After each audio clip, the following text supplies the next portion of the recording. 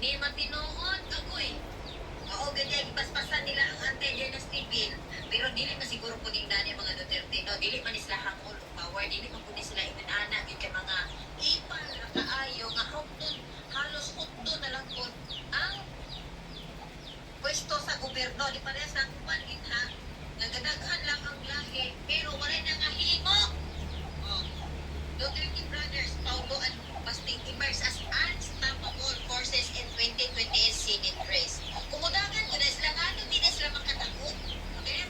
Kisa miningog di na sila makataot. Kabalugin na unsa ang mga Duterte. O bitaw na naguman i-push kinil kaayo ang anti-dynasty no kay tungod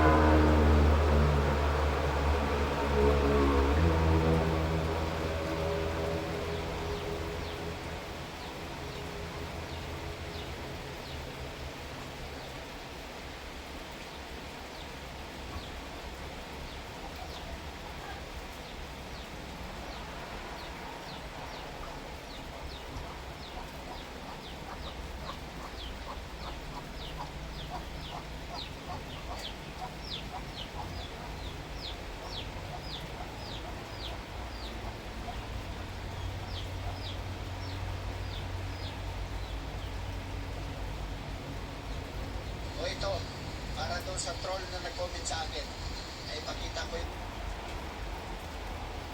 Ako si Sara Duterte.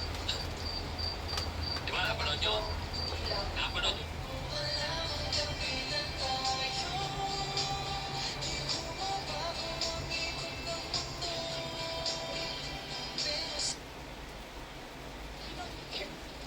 Dinetain nyo na yung tao for due process.